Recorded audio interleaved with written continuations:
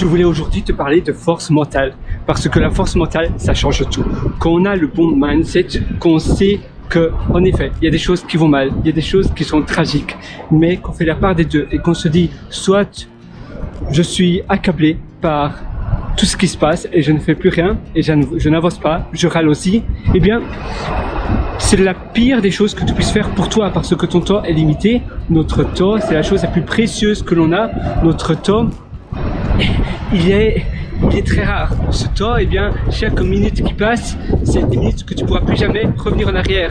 Chaque minute est unique. Chaque jour est unique. Chaque jour qui avance est une nouvelle journée qui avance et tu pourras plus revenir en arrière. Le temps, c'est de la vie. Et donc, quand tu es accablé, tu n'agis plus. Tu es paralysé. Tu doutes. Et alors, tes journées reflètent ce doute. Et le doute, c'est le cancer de l'esprit. Le doute, c'est une paralysation qui te fait perdre énormément de temps. Parce que alors, tu ne prends plus de choix et tu ne fais plus rien de concret. Tu te dis, mais voilà, j'attends que la tornade passe et après ça ira mieux. Mais qui sait que ça ira mieux? Et les choses changent, toi aussi tu changes. Peut-être que maintenant tu as l'énergie nécessaire pour réaliser un projet. Ne laisse pas les choses extérieures changer tes décisions et changer le cours de la vie. Parce que très souvent, on est sous la pression sociale, sous la pression d'un pays ou sous la pression que l'on ne voit pas vraiment, mais on sent cette pression, la pression invisible mais négative. Et alors, ça joue sur nous, ça joue sur notre ambition, ça joue sur les choses que nous on veut réaliser, ça joue sur les choix des possibles. Et les choix des possibles, finalement tout est possible. Justement, la seule limite qui existe, c'est celle que l'on s'impose par nous-mêmes, dans notre tête. Il n'y a pas d'autre limite. Et alors, toi, tu vas te dire non, c'est ma vie, moi je continue à avancer. Évidemment, c'est pas facile parfois de faire la séparation des deux et de pas être envahi par des pollutions mentales, par des choses comme ça. Mais le plus important, c'est d'avoir si tu es assez sensible à la pollution mentale, de faire de l'information, de la diet information, donc tu vas plus consommer les news, etc. Parce que les news, ça parle seulement de négativité. De toute façon, c'est là pour créer un trigger psychologique pour avoir encore envie d'aller voir les news. Tu as peur et automatiquement, tu vas voir les news. Tu as encore plus peur, tu vois encore plus les news. Et d'ailleurs, le générique des journaux parlés, ils utilisent les mêmes, on va dire, un générique très semblable au bruit de peur de... Comment il s'appelle encore ce film avec le requin? C'est les dents en français, comment tu appelles cela encore?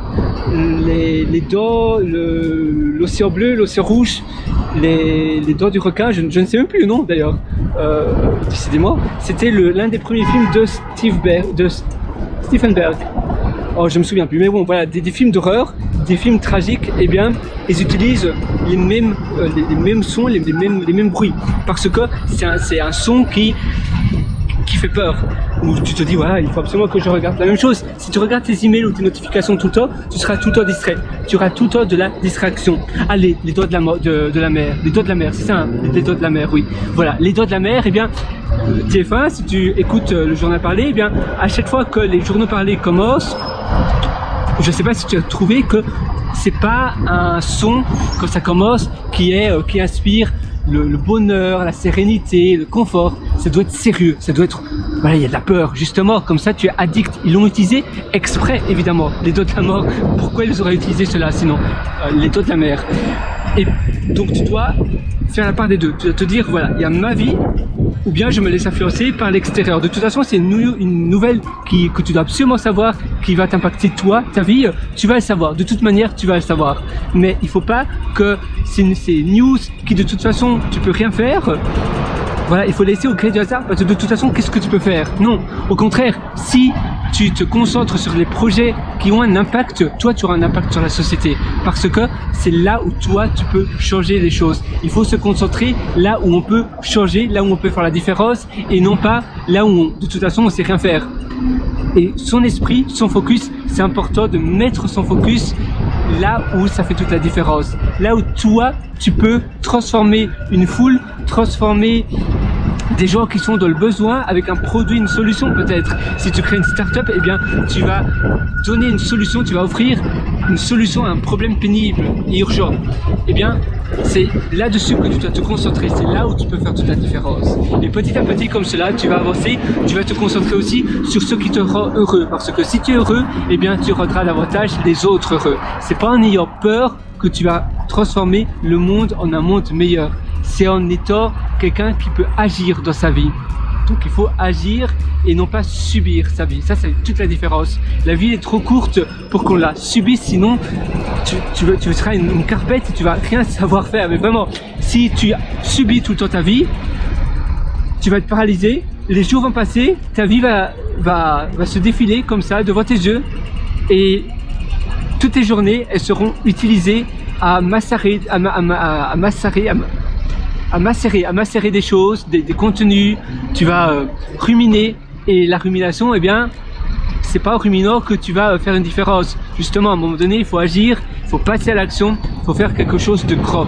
La vie, elle t'attend, les opportunités, elles sont tous devant toi, maintenant, il faut les saisir.